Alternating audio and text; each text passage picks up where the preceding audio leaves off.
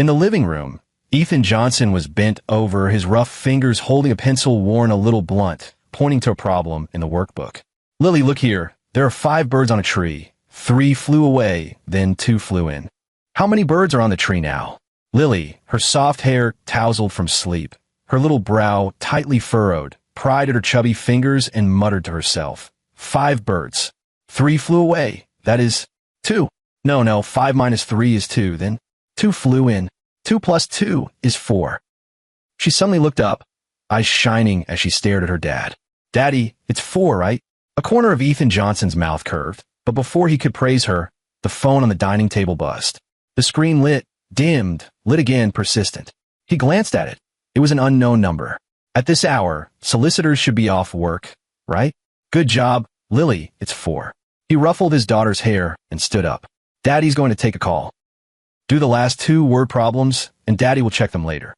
Lily nodded hard, then leaned back over the little desk, her pigtails swinging as she wrote. Ethan Johnson picked up his phone and walked out onto the balcony, casually closing the glass door to shut out the rustle of pencils on paper in the living room. The early autumn evening breeze brought a slight chill as he swiped to answer. Hello? Hello, Brother Ethan? It's me, Bob Smith. The voice on the other end sounded deliberately familiar and unable to hide its excitement. Ethan Johnson quickly ran the name through his mind. Bob Smith? Oh, that boy from Sophia Taylor's class who liked to show off and whose family ran a small building materials shop. Sophia Taylor had mentioned before heading out today that their high school classmates were having a reunion at that place in downtown Los Angeles, the Grand Restaurant or whatever it was called. He had said, at the time and told her not to stay out too late. Bob, anything wrong? Ethan Johnson's tone was flat. Brother Ethan, nothing big, it's just, that. Bob Smith hesitated on the other end of the line.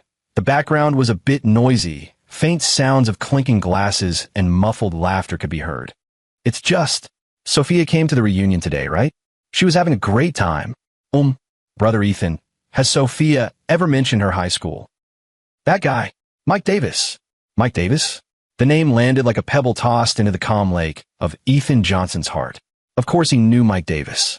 Sophia Taylor's first love in high school, who left the country before finishing college and cut off contact. Over the years, the name had been almost buried under thick dust. He remembered Sophia mentioning him once or twice long ago, her tone tinged with the vague wistfulness typical of adolescent memories. But that was all. He had never pursued it and saw no need to. I know.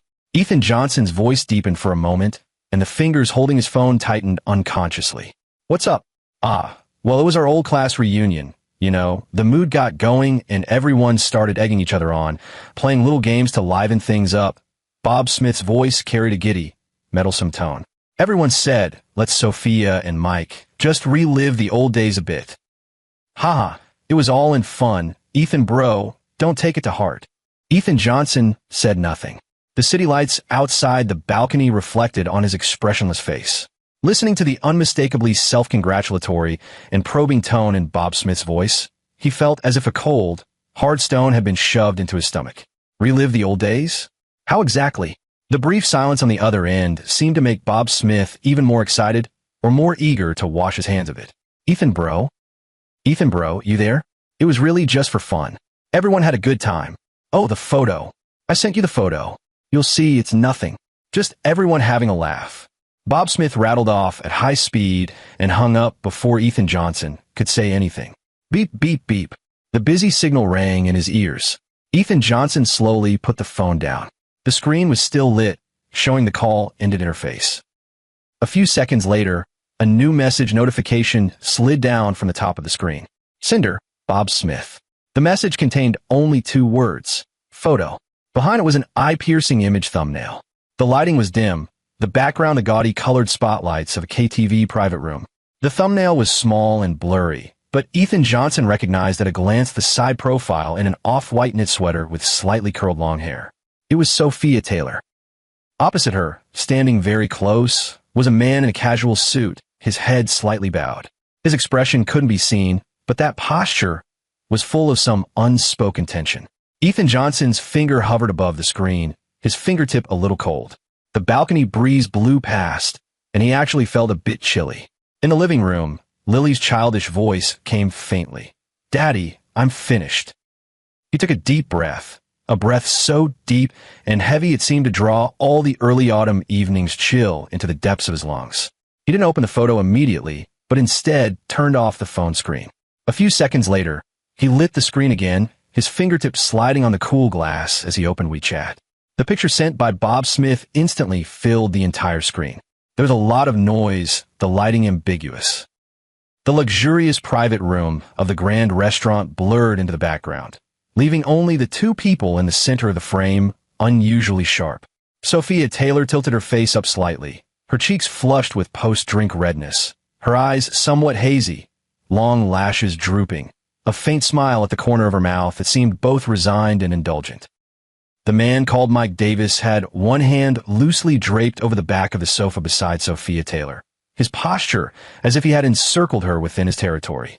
His other hand was gently, extremely suggestively pinching Sophia Taylor's chin, his face very, very close, so close their noses were almost touching.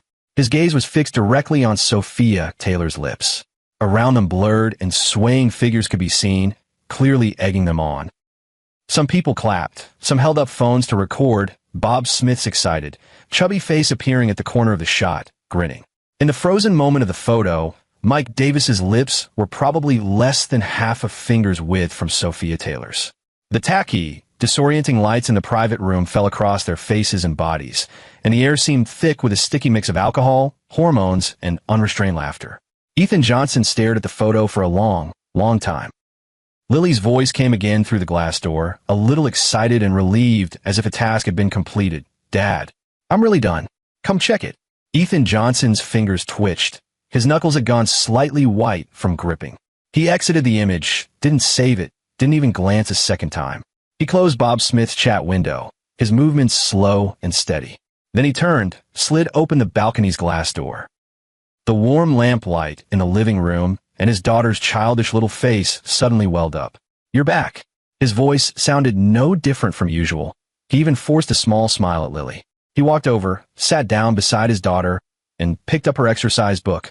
"Let Daddy see how our Lily did." His gaze fell on the crooked numbers and equations, the pencil marks on the paper clearly visible.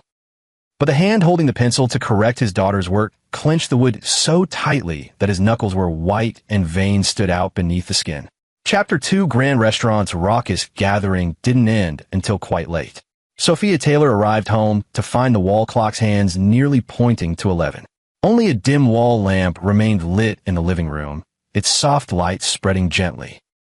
Ethan Johnson sat at the dining table, Lily's exercise book and several printed reports spread out before him, a cup of water long since cooled at his side.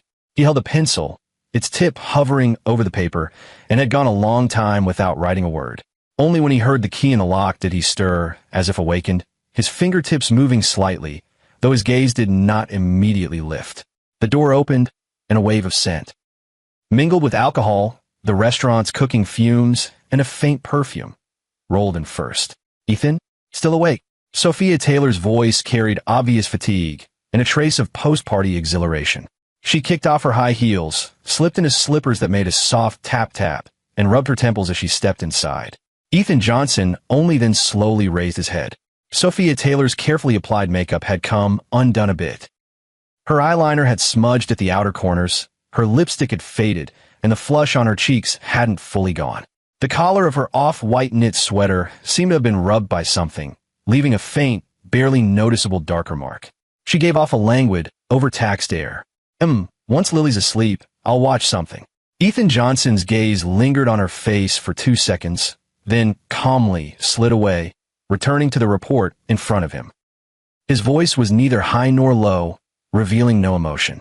Sophia Taylor didn't notice anything unusual. She walked to the dining table, poured herself a cup of warm water, gulped down more than half of it, and let out a long sigh. Exhausting. These people really know how to make a scene, especially Bob Smith and those guys. A little alcohol, and they go completely wild. Her tone mixed complaint with the nostalgic emotions of a long-awaited reunion. Ethan Johnson's fingers holding the pencil tightened unconsciously, the pencil tip making a small dent in the paper. He didn't respond. Sophia Taylor set down her cup, as if remembering something, walked behind him and naturally placed her hands on his shoulders, gently kneading. The reunion was pretty interesting tonight. So many people changed a lot. Guess who I saw? Mike Davis. He actually returned to the country. He hasn't changed much, just feels more mature than before. Her tone was casual, with a relaxed nostalgia, her fingers applying moderate pressure at the base of his neck. Mike Davis.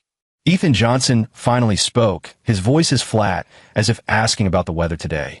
Yeah, my high school classmate, the one I told you about, the one who used to sit behind me.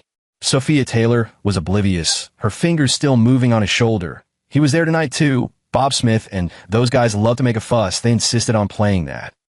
That flirting challenge, so boring. She curled her lip, a hint of helplessness in her tone. Ethan Johnson's body tensed imperceptibly for a moment under her hand. The warm touch of her fingertips now felt like tiny pins. Ambiguity challenge, he repeated, his voice still flat, but his gaze dropped lower, fixed on the pencil had poked into the paper. Hey, it's just messing around. Sophia Taylor seemed to find a little funny and a little embarrassing. They insisted and he do something intimate, saying it would make up for regrets from back then. Can you believe them? It's been so many years. She lightly tapped Ethan Johnson's shoulder, as if complaining about those classmates' nonsense. Oh, Ethan Johnson responded softly. He finally put down the pencil. It rolled on the desk with a faint click. He picked up the glass of iced water beside him and took a sip. The cold water slid down his throat, bringing a subtle sting. Did you hook up then? He put down his cup and asked. His voice was steady, without a ripple. Sophia Taylor's movements paused for a moment, then resumed the rhythm of the massage, her tone tinged with the playful reproach of a small secret revealed. Oh, in that situation, everyone's watching, people were egging it on. I had to save some face, right? Otherwise, what a downer. Besides, Mike Davis was awkward too. So, he just went along a little, put on a show, that's all. Really, just a little, she emphasized, pressing her fingers hard into Ethan Johnson's shoulder as if seeking affirmation or offering reassurance. It was all for fun. Who would take it seriously? That big-mouth Bob Smith. Has he been gossiping to you about it again? Ethan Johnson was silent. His gaze fell on the tabletop, beside Lily's practice notebook. The phone screen was dark, but the photo, lit ambiguously and freezing a moment in time, was burned clearly into his mind.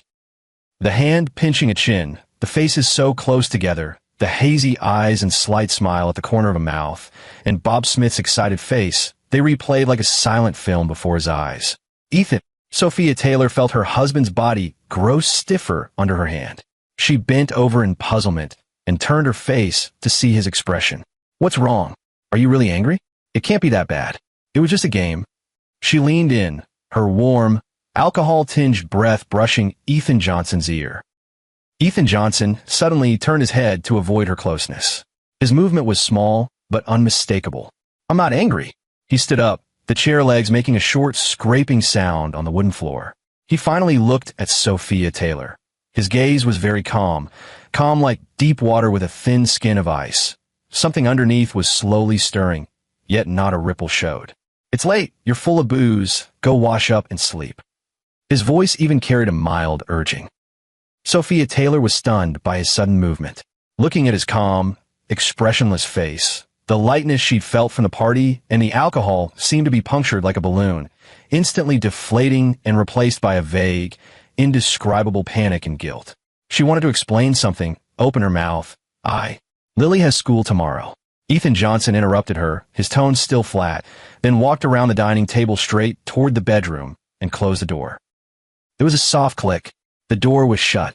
Sophia Taylor stood alone under the dim light of the dining room, looking at the tightly closed bedroom door, then lowering her eyes to glance at the clothes on her that still seemed to carry the party room's noisy atmosphere. The air seemed to hang with the smell of alcohol, and with it the fleeting, cold sense of detachment from her husband, something she had never felt before. That feeling was colder than an early autumn night breeze.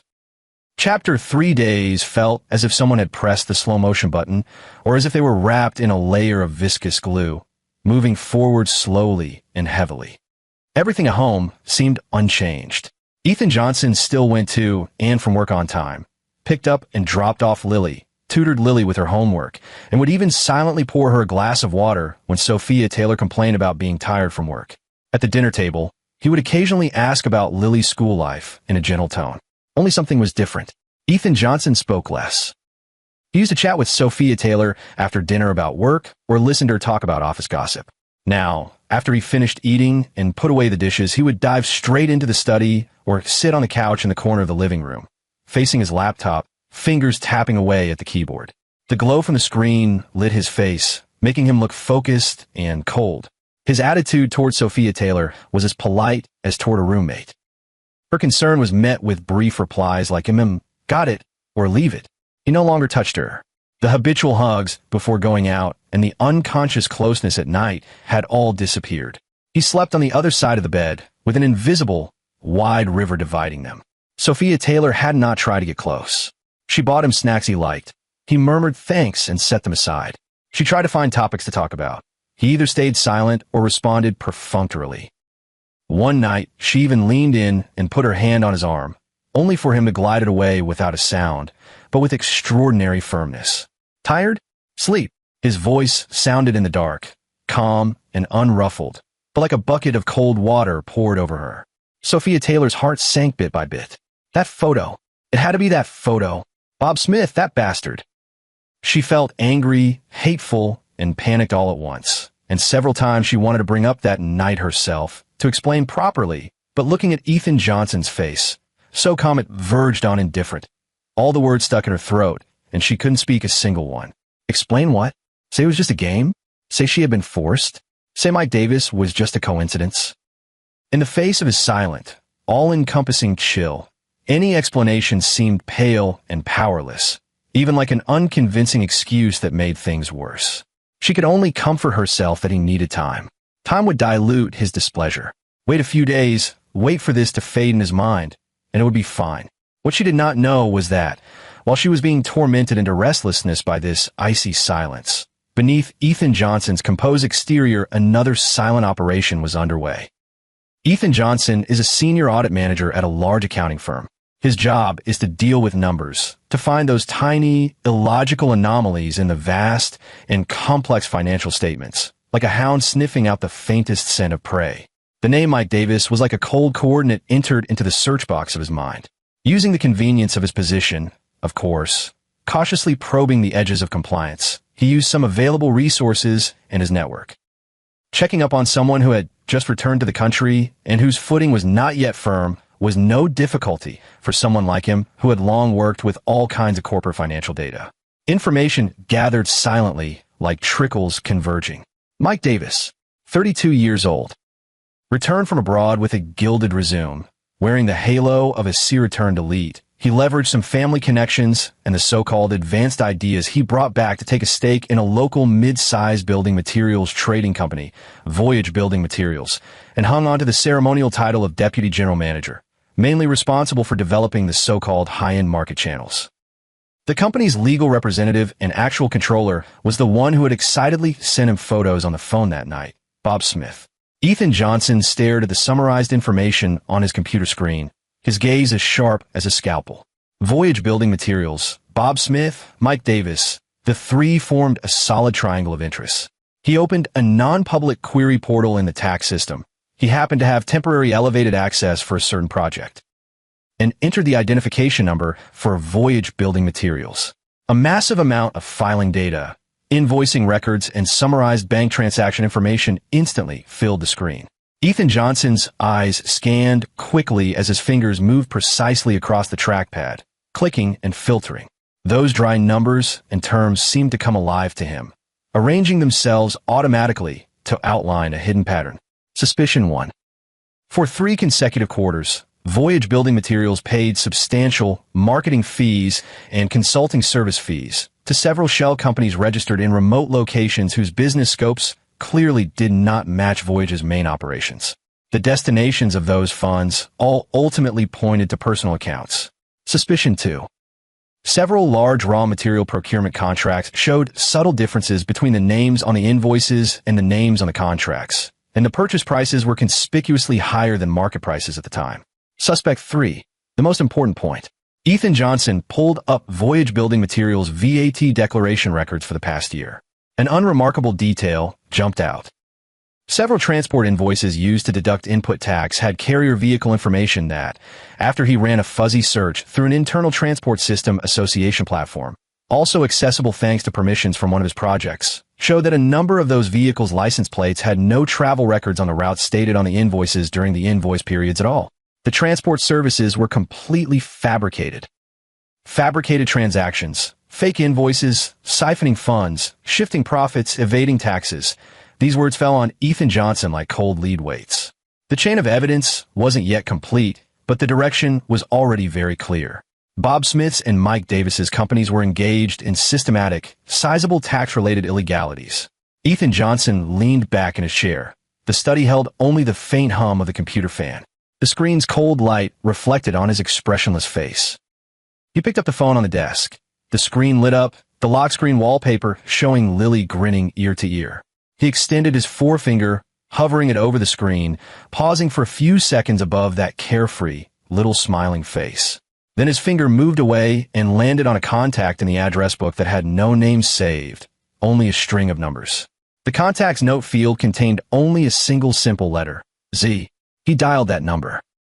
The call was answered after a single ring, and a similarly emotionless, deep male voice came through. "Brother Ethan, it's me." Ethan Johnson's voice was kept very low, sounding especially clear in the silent study. "Submit a piece of material for me anonymously. Voyage Building Materials, Bob Smith. Focus on checking their transportation invoice deductions for the past year, especially the orders whose license plate numbers end with 37, 58, 92. Also, their payments to Grand Vision Consulting and Golden Reach Marketing trace the ultimate flow of those funds." There was a 2-second silence on the other end, as if processing the information. How detailed should the material be? Enough to open an investigation. Ethan Johnson spat out the words with no trace of emotion. "The sooner the better." "Understood." The other party replied crisply, "Same as always." The call ended. Ethan Johnson put down his phone and returned his gaze to the cold numbers and charts on the computer screen. Bob Smith's grin from the corner of the photo, Mike Davis's hand pinching Sophia Taylor's chin, Sophia Taylor's dazed look. Those images flashed in succession, finally sinking into the vast sea of figures in front of him that represented tax evasion. There was a soft knock on the study door. "Ethan," it was Sophia Taylor's voice, a little tentative. "It's late. Aren't you going to sleep?" Ethan Johnson didn't turn around. His fingers tapped the keyboard once. The computer screen went dark in an instant, and the study fell into dimness. He stood up, walked to the door, and opened it. Sophia Taylor stood outside her pajamas, the living room light tracing her somewhat slight outline, worry on her face, and a faint, hard-to-detect air of ingratiation. I'm going to sleep." Ethan Johnson brushed past her without pausing, heading straight for the bedroom. His gaze didn't linger on her face for even a second. As he passed, a cool draft stirred. He closed the bedroom door. Sophia Taylor stood at the study doorway, looking at the tightly shut bedroom door, then glanced back at the pitch-dark study behind her. A vast, icy helplessness seized her. She felt as if she were standing on an endless frozen plain. No matter which way she walked, there was only bone-chilling cold and despairing silence. Chapter 4. A week passed, and beneath the surface calm it flowed like slowly moving tar. Sophia Taylor tried hard to act as if nothing was wrong. She cleaned the house more diligently, cooked Lily's favorite dishes in different ways, tried to use the warmth of home to dispel the pervasive chill. One weekend, she even suggested the whole family go to the newly opened children's playground. Ethan Johnson didn't object and went. He accompanied Lily on the carousel, built sandcastles in the sandpit, his face even showing a faint, fatherly, gentle smile. But when Lily ran off to play on the slide, and only the two of them stood side by side outside the fence, that gentle smile quickly faded, leaving only a deep fatigue and distance that Sophia Taylor could not read. He no longer looked at her. His gaze followed Lily's small figure as if she were transparent. Sophia Taylor felt her heart sink to the bottom bit by bit. Every cautious probe, every deliberate attempt to please, all fell flat like a stone in the sea, not even creating a ripple. The shadow of that classmates' reunion hung over that night like a huge, invisible dome, firmly pressed over their home, shutting out every bit of warmth. Just when Sophia Taylor was about to be driven mad by this silent torment, an earth-shattering piece of news, like a bomb, blew Voyage Building Materials to pieces and stunned her. The news came from a call by Mike Davis. The voice on the other end had completely changed tone, No longer the deliberately composed and mature cadence he'd shown at the reunion, but full of panic and a desperate sense of having nowhere to turn, even breaking into tears. Sophia, Sophia, something happened. Something huge. Mike Davis's voice shook uncontrollably. Bob's company is finished. The tax bureau people, they came with an audit warrant and the police. They stormed into the company. They sealed off the finance office. Computers, ledgers, the safe, all sealed. Sophia Taylor held her phone, momentarily unable to react. What? The tax bureau? The police? What's wrong with Bob's company?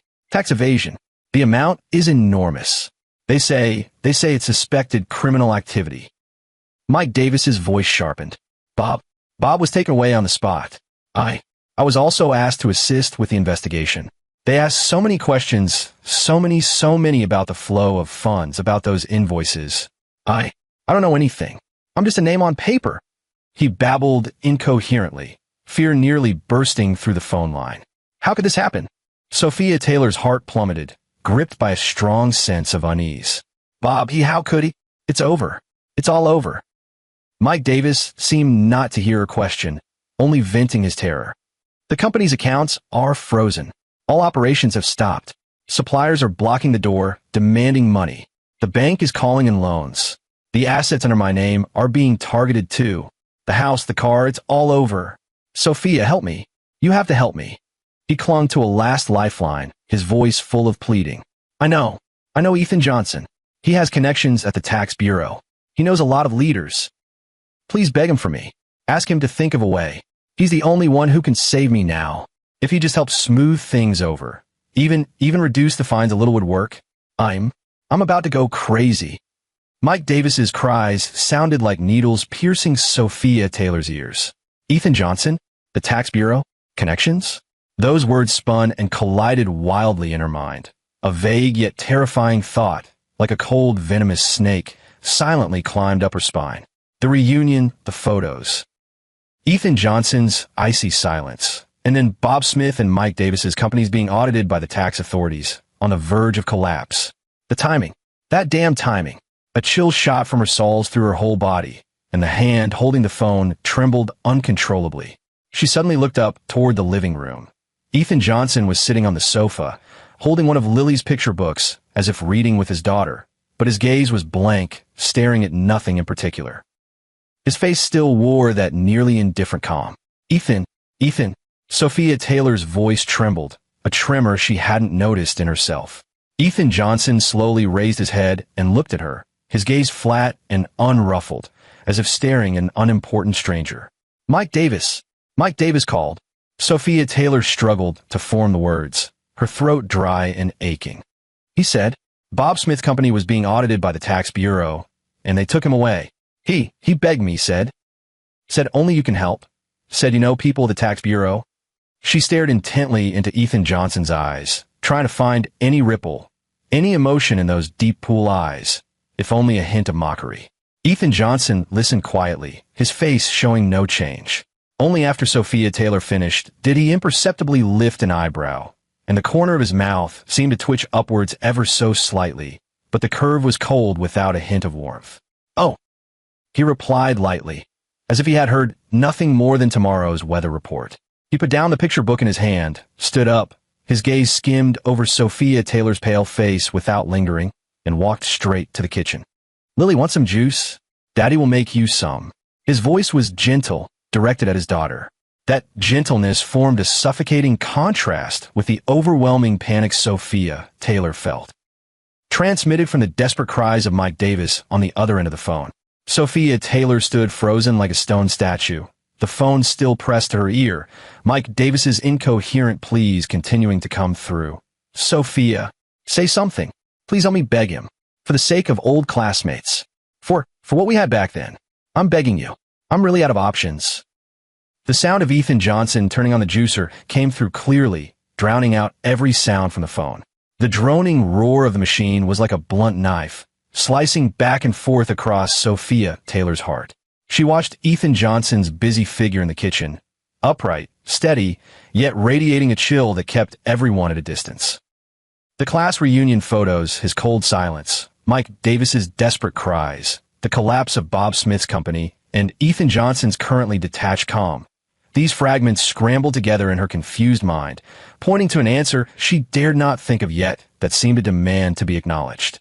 A tremendous fear, like an icy tide, instantly overwhelmed her completely. Chapter 5 Mike Davis's call was an ominous sign that tore the illusion of calm apart. In the days that followed, bad news arrived one after another like an avalanche, leaving Sophia Taylor reeling. News that Bob Smith had been formally criminally detained appeared in a small corner of the local financial news. Voyage Building Materials was found to have issued false VAT special invoices and evaded huge amounts of tax. The principal responsible person, Bob Smith, is suspected of committing a crime and has been approved for arrest by the Procuratorate. Mike Davis, as a nominal shareholder and executive of the company, has not yet been subjected to compulsory measures, but is also in the assisting investigation stage. All assets under his name have been frozen and sealed, bank accounts only allow deposits and no withdrawals, and he has been thoroughly blacklisted by the tax and banking systems. Once a spirited returnee elite, he instantly became a pariah everyone avoids, with debt collection calls bombarding him day and night. Sophia Taylor's situation also became extremely awkward. The class chat had long since exploded, with all kinds of speculation, accusation, and schadenfreude flooding the feed. Those who had egged things on and gawked at the commotion at the reunion now seemed to suffer collective amnesia or were eager to distance themselves, and the blame was subtly pointing toward her. Ah, you have to admit this is a mess. Bob's just unlucky. Who knew he had such guts? But that night, Mike Davis and Sophia, TSK, sure, don't blabber. But isn't Ethan Johnson pretty well connected at the tax bureau? Why didn't he help? Who knows? Maybe those half-spoken remarks, like fine barbs, pricked at Sophia Taylor's heart. She became the talk of her classmates' circle, a possible femme fatale who sparked this disaster.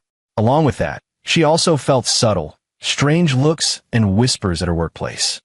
Fear, pressure, the all-consuming rumors, and terrifying, silent conjectures about Ethan Johnson's methods of revenge finally broke Mike Davis completely. On the third night, after his assets were frozen and he had nowhere left to turn, he appeared like a ghost beneath Sophia Taylor's apartment building. Ethan Johnson hadn't come back yet. Lily was doing her homework in her room. When the doorbell rang, Sophia Taylor thought Ethan Johnson had forgotten his keys. She opened the door and was nearly driven to scream when she saw Mike Davis standing there, gaunt, eyes bloodshot, beard unkempt. Mike Davis? You, what happened to you? Sophia. Mike Davis fell with a thud and knelt directly on the cold hallway floor, clutching the hem of Sophia Taylor's housecoat with both hands, his voice hoarse and desperate, tears and snot smeared across his face. Help me. I'm begging you, help me. I really can't handle this. They're going to sue me. I'll go to jail. My house, my car, it's all gone. My parents' house is going to be auctioned off too. My life is ruined. Please, only you can save me. Please talk to Ethan Johnson. Ask him to show mercy. Let me go. I know I'm wrong. I shouldn't have egged it on. I shouldn't have gotten close to you. It's all my fault. That bastard Bob Smith forced me into it. He babbled incoherently, trembling all over as he sobbed, crawling humbly at Sophia Taylor's feet like a dying beggar, with not a trace left of the composed, mature demeanor he had at the reunion when he was trying to relive old times. Sophia Taylor was stunned by his sudden action. She tried to break free, but Mike Davis held onto her clothes tightly. The hallway sensor light cast a sickly pallor on Mike Davis's twisted, desperate face, making her feel waves of nausea and fear. Why you? Get up. Get up. Don't do this. Sophia Taylor was both anxious and frightened, struggling to pry his hand away, her voice trembling. What's the use of you telling me? I can't help you. You can. You must. Mike Davis seemed to be clutching at a last straw, looking up and staring at Sophia Taylor with a crazed expression. Ethan Johnson hates me. He's taking revenge on me. Revenge for what happened that night. Go to him. Beg him. You're his wife. He will listen to you. Tell him it was them who forced me that night. It was Bob Smith and the others egging it on. I was momentarily confused. I had absolutely no improper intentions toward you. Make him let me go. As long as he lets me go, I'll do anything. I'll kowtow to him. I'll be his beast of burden. At that moment, the elevator doors opened with a ding. Ethan Johnson came out carrying a briefcase, his face expressionless. He wore a crisp dark gray coat, stood upright, and formed an extremely jarring contrast with Mike Davis, who was kneeling on the ground in a pitiful state, tears streaming down his face. The air in the stairwell instantly froze. Seeing Ethan Johnson, Mike Davis looked as if he had seen the ferryman of death. His body shook violently. The hand that had been clutching Sophia Taylor's clothes reflexively loosened, and he went limp to the ground, leaving only despairing sobs. Sophia Taylor snapped her head around and met Ethan Johnson's gaze. The look was calm and still, like a bottomless cold pool, without the slightest surprise, without the slightest warmth. He merely glanced at the kneeling Mike Davis. That look as if he were looking at a piece of trash accidentally dropped in the stairwell. Then his gaze fell on Sophia Taylor's face. Sophia Taylor's heart felt as if gripped by a cold hand, nearly stopping. A wave of panic and a shame of being completely seen washed over her. Under Ethan Johnson's all-knowing, icy gaze, Mike Davis's words, "He's getting back at me," for that night, echoed wildly in her head like a curse. "Ethan, Sophia Taylor opened her mouth, her voice dry and unable to form whole syllables. She wanted to explain, to clear herself, to tell Ethan Johnson that Mike Davis was talking nonsense, to say she had nothing to do with him. But Ethan Johnson seemed not to see her, nor the desperate man on the floor. He stepped forward, his dress shoes on the polished tiles making steady, clear footsteps. He walked straight past the slumped Mike Davis to the front door and took out his keys. The key slid into the keyhole and turned. Click! The door opened. Ethan Johnson stepped aside, clearing the doorway, and his gaze finally fell on Sophia Taylor again, his tone as flat as if he were asking, "What for dinner?" "Not coming in." His gaze, passing over Sophia Taylor's shoulder, fell for a moment on the Mike Davis slumped on the floor behind her like mud, then moved on. In that glance there was no triumph, no pity, only a complete understanding and coldness. Sophia Taylor stood in the doorway, looking at the terrifyingly calm face of her husband inside, then glanced back at the utterly broken, dog-hearted Mike Davis behind her. A chill far more piercing than the early winter wind pinned her to the spot. Chapter 6. Mike Davis's desperate cries in the corridor eventually drew the neighbors' curious heads. Security came up and half-advised, half-dragged the hollowed-out Mike Davis away. The hallway fell silent again, leaving only the pale light of the motion sensor and the faint, lingering scent of tears and despair in the air. Sophia Taylor practically burst through the front door and slammed it shut with a backwards motion, pressing her back against the cold door panel as her heart hammered wildly, almost breaking through her chest. The scene just now, Mike Davis collapsing to his knees in ruin, Ethan Johnson's all-seeing, icy stare, was like two red-hot branding irons searing her soul. In the living room, Ethan Johnson had already taken off his coat and hung it up. He was sitting on the sofa, holding Lily's homework and checking it. The light fell on the sharp planes of his profile, calm without a ripple, as if the drama at the door had never occurred. That peculiar calm filled Sophia Taylor with a deeper dread than Mike Davis's wails had. She couldn't wait any longer. The thin, self-deceiving veil had already been completely torn away by Mike Davis, and it had been entirely seen through by Ethan Johnson's cold eyes. She had to do something. She had to explain herself clearly. Otherwise this family would truly be finished. "Ethan," her voice trembled as she took a few steps and, in front of the sofa, dropped to her knees with a thud on the rug at Ethan Johnson's feet. The gesture seemed to stir Ethan Johnson. The hand holding his homework paused, and he finally looked up at his kneeling wife. His gaze remained cold, as if appraising a stranger. "Ethan, I was wrong. I really was wrong." Sophia Taylor's tears instantly welled up and ran down her cheeks. She reached out, trembling, trying to grab the hand Ethan Johnson had placed on his knee, but he calmly pulled away. She grasped at nothing. Her fingers curled awkwardly, and she could only clutch at the hem of her clothes. That night, the reunion, my mind went blank. I was forced into it. She babbled, sobbing and gasping. Bob Smith and the others, they kept egging me on, forcing me to drink. Mike Davis came over. I was really stunned at the time. I didn't expect him to do that.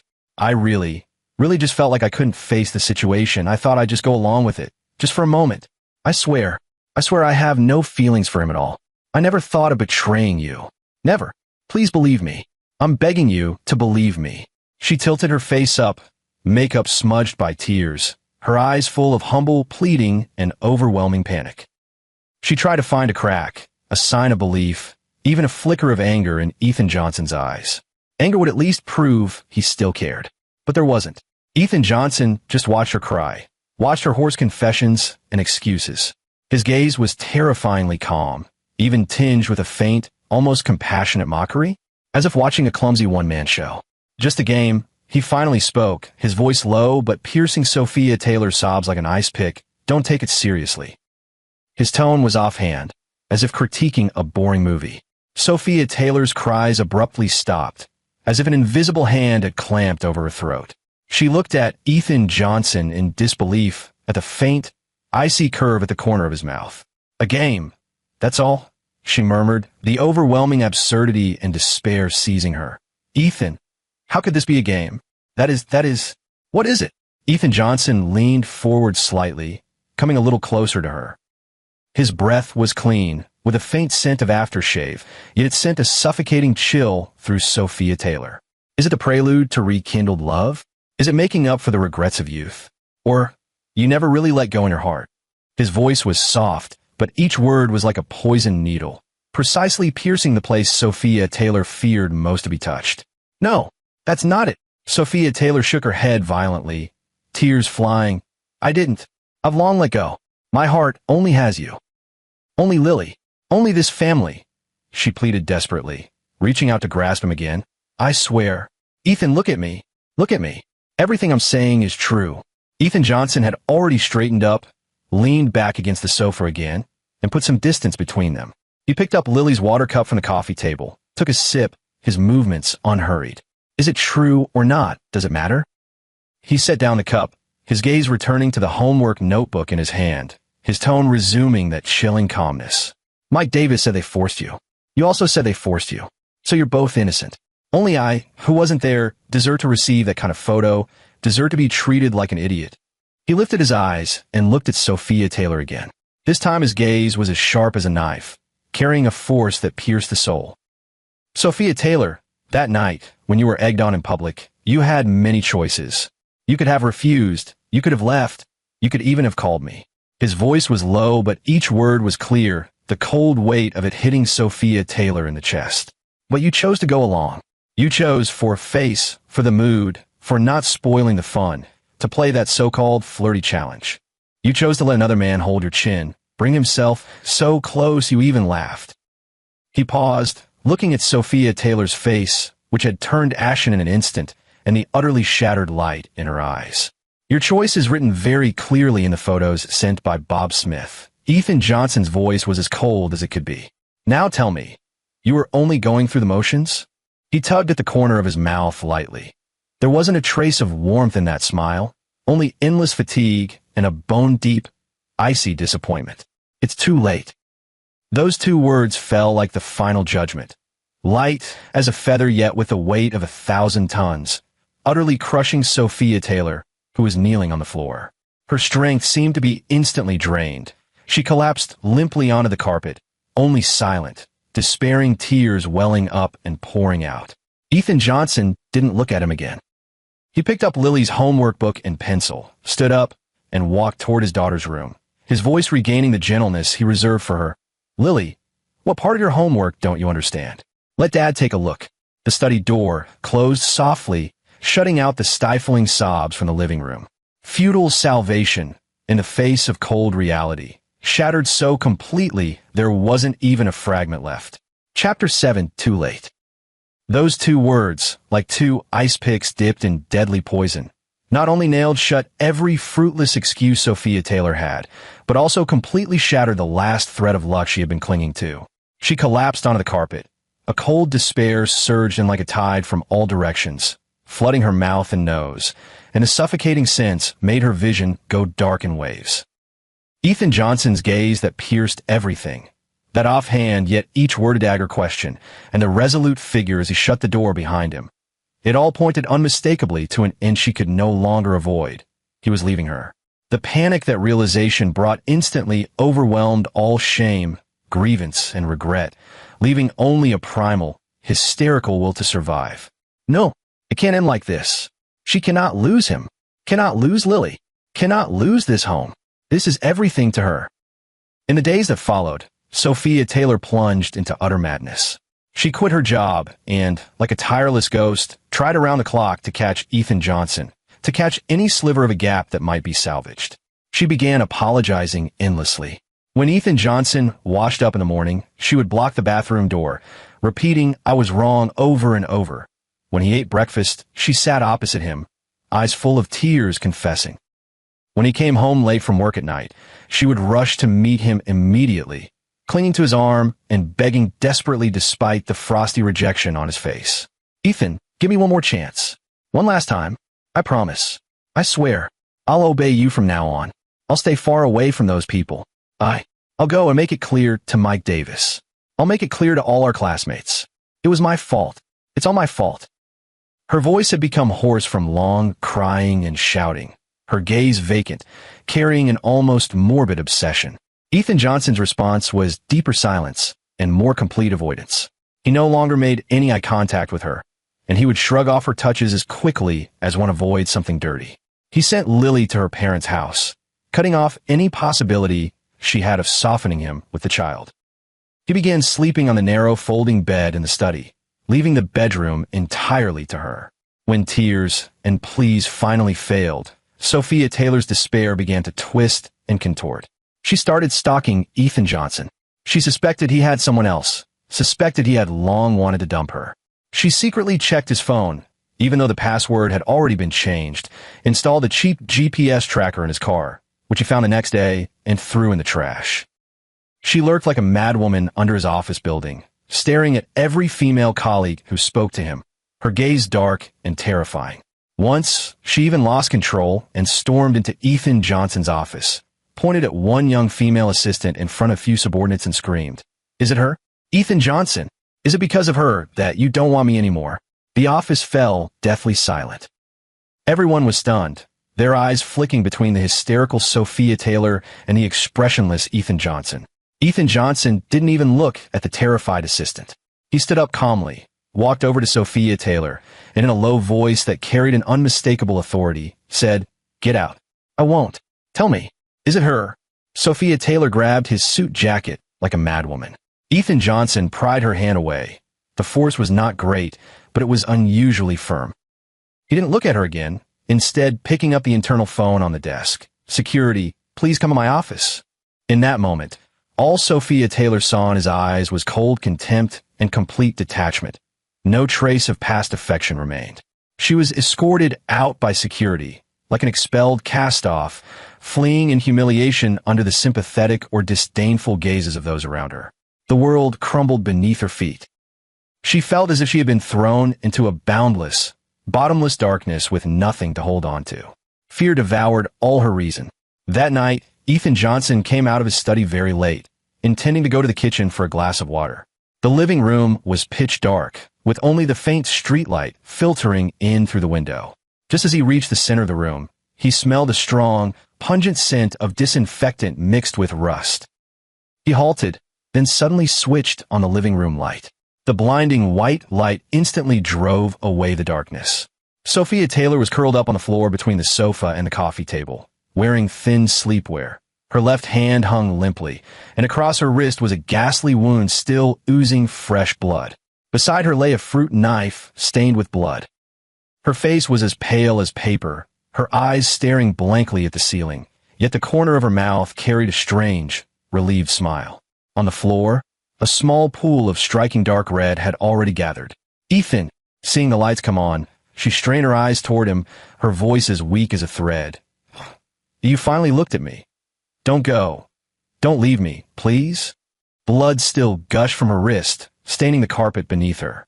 Ethan Johnson stood a few steps away. The light cast his tall figure into a long shadow. He watched the rapidly spreading pool of blood on the floor, watched Sophia Taylor's pallid, desperate face, watched the shocking wound on her wrist. For the first time, his face showed a violent flicker of emotion. But it wasn't fear, not tenderness, not panic. It was a complete, indescribable exhaustion and a deep, cold sorrow. The sorrow was so thick it could not dissolve, weighing heavily under his eyes. He did not rush forward to give first aid. Nor did he panic and call 120. He just stood there, looking down at her, watching her struggle in the pool of blood, watching her perform this final, life-at-stake desperate gamble. Time seemed to freeze. A few seconds later, Ethan Johnson finally drew a very slow, deep breath. He took out his phone, dialed the emergency number with steady hands, and gave the address and situation in a clear voice. Then he hung up, walked to the sofa, picked up a clean towel, and crouched down. He said nothing unnecessary, and did not meet Sophia Taylor's eyes. He only pressed the towel hard and tightly over the wound on her wrist that was still bleeding. The force was great, with an unmistakable firmness. Blood quickly stained the white towel red. Sophia Taylor let out a pained groan under his sudden movement. Her unfocused gaze seemed to sharpen for a moment as she looked at him with a glimmer of hope. Ethan Johnson still didn't look at her. He simply pressed hard on the wound, head bowed, stray hair falling over his forehead and hiding his eyes.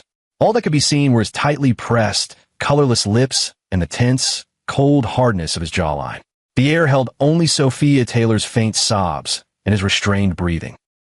The heavy stench of blood, mixed with the breath of despair and madness, filled the entire space. A redemption offered with life, as the sacrifice ultimately yielded only deeper exhaustion and a more complete coldness. Chapter 8. The ambulance's shrill siren tore through the stillness of the night. Paramedics rushed into the room and, with practiced efficiency, lifted Sophia Taylor onto a stretcher. The wound on her wrist wasn't deep and hadn't hit any vital structures, but she had lost a lot of blood.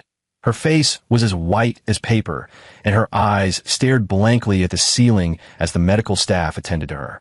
Ethan Johnson followed silently behind the stretcher all the way to the hospital.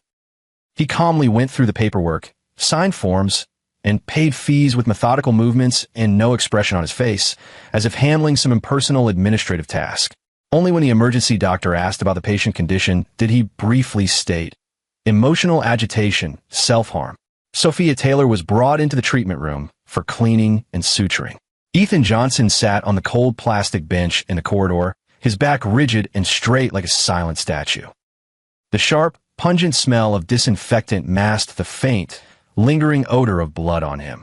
The pale light cast across his face revealed deep fatigue etched between his brows, but beneath that weariness lay a rock-solid resolve covered by an icy layer. Time trickled by second. Occasionally, a medical staff member hurried down the corridor. Their footsteps sounded especially clear in the silence. The treatment room door opened. A nurse pushed Sophia Taylor out. Her left wrist was wrapped in thick gauze, her face still pale, but her eyes were no longer empty. They were fixed on Ethan Johnson sitting there, with an almost mad stubbornness and a last faint glimmer of hope. She was pushed in front of Ethan Johnson. The wound has been treated. She needs to be observed in the hospital overnight to prevent infection and stabilize her emotions, the nurse explained. Family should pay extra attention. Ethan Johnson nodded, saying nothing. The nurse left. Only the two of them remained in the corridor. The atmosphere was so oppressive you could wring water from it. Sophia Taylor struggled to sit up on the gurney, her voice hoarse. Ethan! Ethan Johnson finally looked up at her. His gaze was as calm as a frozen lake, without the slightest ripple, reflecting no one's image. When you are discharged, he began, his voice low but like clashing ice, each word clear, carrying a cold finality. We'll go handle the paperwork. Sophia Taylor's body suddenly stiffened, as if struck by an invisible hammer. Pain flared from her freshly bandaged wrist, but was nothing compared to the fraction of the tearing agony in her chest. She stared fixedly at Ethan Johnson, her lips trembling violently, yet no sound came out. Her hopes shattered completely, leaving only boundless darkness and cold. The child will be yours. Ethan Johnson continued, his tone utterly flat, as if reading from a pre-written contract clause. I'll pay child support on time. The savings at home and that old house are yours. I only keep the small place I'm living in now and my car. He even took a stack of printed A4 sheets from his briefcase and placed them on the railing by the window. At the top of the page, a few bold black characters like a red-hot branding iron-seared Sophia Taylor's eyes. Divorce agreement. This is the draft agreement. Have a look. Ethan Johnson's tone was flat, as if saying, here's a shopping list. Division of assets, as I just said. Visitation rights. He paused, and his expression seemed to flicker with a complex emotion for an instant so quick it was impossible to grasp. "I give them up. Lily is better off with you. Give up visitation." Those 5 words were like 5 sharp knives plunging into Sophia Taylor's heart at once. He wouldn't even see Lily. He wouldn't even want to see Lily. He was going to cut off all ties with his family completely. No. Sophia Taylor finally found her voice, shattered and piercing. "No, Ethan Johnson, you can't do this. Lily is your daughter. You can't abandon her. You can't be so heartless. I was wrong. Will dying atone for it? Shall I chop off this hand to make amends?" She lifted the bandaged wrist in agitation, about to slam it against the edge of the bed. Ethan Johnson moved with astonishing speed, grabbing her wrist in one hand with shocking force, leaving her no room to struggle. The wound under the cold bandage was compressed, sending a sharp pain through her. "Sophia," Taylor cried out. Ethan Johnson looked down at her, his gaze sharp as a blade, carrying a chilling power that pierced the soul.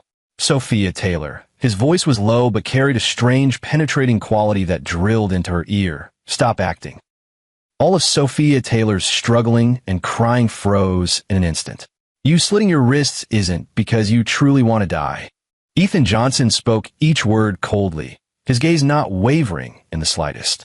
"You just wanted to soften me, to make me feel guilty, to use your blood and pain to blackmail me into staying." He released his grip on her wrist. The motion was brisk and decisive, without a trace of reluctance.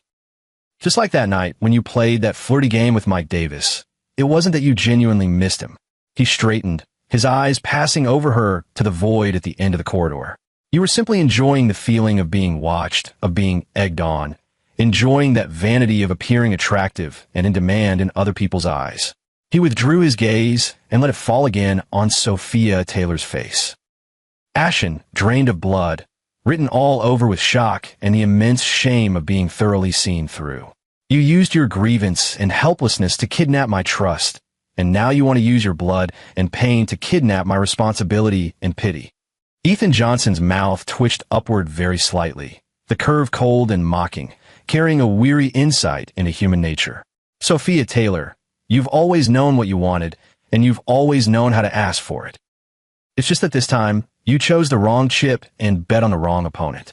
He picked up the divorce agreement on the window rail and tapped it lightly. The paper made a crisp sound. "Sign it." His tone returned to that despair-inducing flatness. "This is the best ending for you, for me, for Lily." After saying that, he didn't look at Sophia Taylor again, as if even one more glance would be superfluous. He turned, and his straightened back appearing especially cold and remote under the pale light, walked step by step toward the corridor exit. His footsteps echoed through the empty, silent hallway, receding farther and farther until they disappeared around the corner. On the cold plastic bench remained only that thin, yet weightier than 1,000-pounds divorce agreement. Sophia Taylor sat dazed on the gurney, the pain in her wrist long since numbed. Ethan Johnson's final words were like a cold scalpel, precisely cutting through all her disguises and self-deceptions, laying bare the secret vanity and calculations deep inside her that even she was unwilling to admit, bloody and exposed in broad daylight. She had lost, soundly defeated. Even the crazy gambit she considered her final trump, staking her life, was, in his eyes, nothing more than a clumsy, morally manipulative performance. A massive shame and icy despair, like a tsunami, utterly engulfed her. She went limp on the gurney, without the strength to even cry, left only with boundless, deathly silence. The cold full stop had already fallen. Chapter 9. Sophia Taylor spent the night under observation in hospital. That night, she lay with her eyes open, staring at the pale ceiling.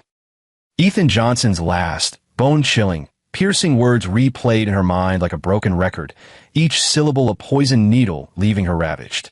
Shame, despair, and a numbness from being utterly exposed took turns gnawing at her. The next morning, without notifying anyone, she checked herself out of the hospital.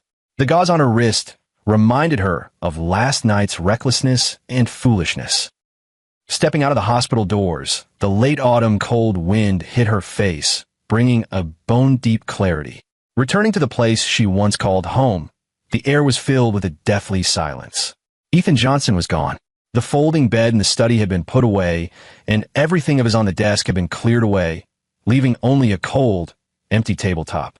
The entire house, his traces, were being wiped away quickly at a pace that made her anxious. On the coffee table in the living room, neatly placed, was the divorce agreement, and beside it a small black electronic calculator. The property division clause in the agreement was clear. Lily would go to her, child support to be paid monthly.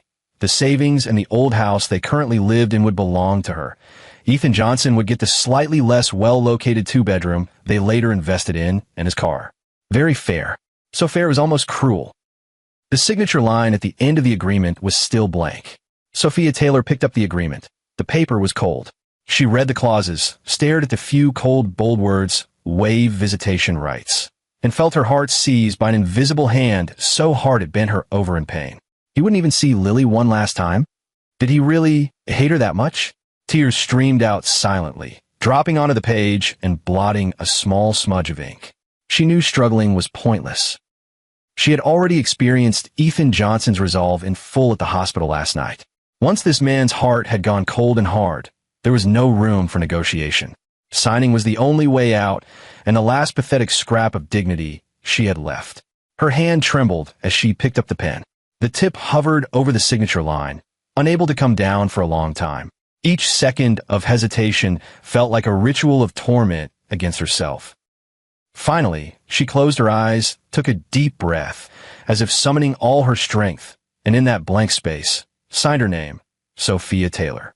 Two characters written crookedly, like a dying insect's last struggle. After signing, an overwhelming sense of collapse swept over her. She slumped onto the cold floor, back against the sofa, staring at the ceiling with hollow eyes. It was over. Everything was over. She didn't know how much time had passed before she could barely lift her body, like a puppet whose soul had been drained, and began mechanically packing her things. Ethan Johnson had already cleared out most of his belongings. What remained were hers and Lily's. She carefully packed Lily's clothes, toys, and books into the large suitcase. Then she started sorting her own clothes. When she opened the bottom of the wardrobe and pulled out her largest suitcase, she noticed the case wasn't fully closed. The zipper was open a little.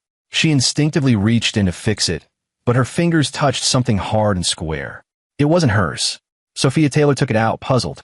It was a thick craft paper document envelope. No name on it. The flap was tied with ordinary cotton string. Her heart skipped a beat. A vague but intense sense of unease gripped her. With trembling hands, she untied the cotton string and opened the envelope.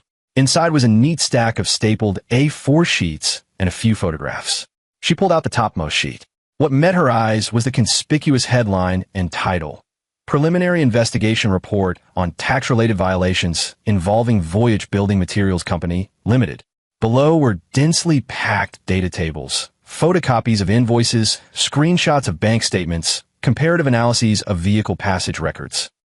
Each piece of evidence pointed to serious false invoicing and tax evasion by Bob Smith and Mike Davis's company. The report was clearly organized, the chain of evidence rigorous, professionally suffocating. On the report's key evidence page, several transport invoice numbers were conspicuously circled in red marker, with a handwritten note beside them. License plates XXXX37, XXXX58, XXXX92. No corresponding route passage records on invoice dates. Fabricated transactions, improperly offset input tax. Sophia Taylor's hands began to tremble violently, beyond her control. She flipped through the thick report at high speed. Those cold numbers and technical terms pricked her eyes like needles. She reached the last few pages, which were several printed photographs. The subject of the photos is Mike Davis. The background is the cold iron bars of a detention center. In one of them, Mike Davis is wearing a prison uniform and handcuffs, being escorted by two police officers. His head is bowed. His hair is disheveled. His face the picture of utter, collapsing despair. Below the photo, a line of small print reads, Suspect Mike Davis was lawfully arrested on X month X day. Another photo shows the gate of Bob Smith's company plastered with cross seals. The vivid red stamps of the tax audit and public security authorities are glaringly conspicuous on the seals. Boom! Sophia Taylor felt as if something exploded in her mind. Her vision went black, a buzzing filled her ears, and she could barely stay standing. It's him. It really is him. Mike Davis's cries in the stairwell that night, the sudden collapse of Bob Smith's company, those chillingly precise audit entry points. Everything had the coldest, most ruthless answer. Ethan Johnson not only knew about that night's events long ago, but the moment he received the photos, he launched this fatal revenge. He used his most proficient weapons, those cold data, airtight logic, and pinpoint mastery of rule loopholes, in the most legal, most indefensible way, personally sending Bob Smith and Mike Davis into an abyss of no return. In that report, the ironclad evidence enough to nail Mike Davis to the pillar of shame. He actually put it in her suitcase. Why? Was it to proclaim his victory? To tell her how laughable her betrayal was? How complete his revenge? Or to, with his coldest method, utterly crush the last scrap in her heart that told her he just misunderstood or he was just angry? Sophia Taylor clenched the thick stack of reports so tightly that the papers were misshapen and torn in her hands. Her knuckles had gone pale from the strain, and her body trembled uncontrollably. Overwhelming shock, terror, and an indescribable, utterly humiliated feeling of being toyed with surged over her like a towering wave, instantly drowning her. It turned out that the outcome had been decided the moment she chose to go along with Mike Davis at that reunion, the moment she took that step for the sake of that ridiculous face. All her tears, all her remorse, all her pleas, even that mad gamble that put her life on the line. In Ethan Johnson's eyes, were nothing more than a series of clumsy farces he had seen through long ago. He watched coldly, advancing step by step with a calculated precision, ultimately using the cold evidence stuffed into the suitcase to deliver the cruelest, most bloodless final blow to their marriage and to the disaster she had ignited with her own hands. The zipper of the suitcase stood open like a wordless mocking mouth. Sophia Taylor slumped onto the cold floor. The heavy reports were scattered at her feet. She stared at the icy title on the cover of the report, then looked up at the divorce agreement on the coffee table in the living room that she had already signed. Sunlight streamed through the window, falling on the agreement, on the three names Ethan Johnson that were about to be signed, their forcefulness searing the paper, and also on the scattered evidence on the floor that signified the complete destruction of Mike Davis and Bob Smith. The cold light reflected on her pale, bloodless face. The dust settled, and all was silent. Only the sheets of that report, scattered, made a faint, rustling sound in the cold wind sweeping through, like the sigh of death.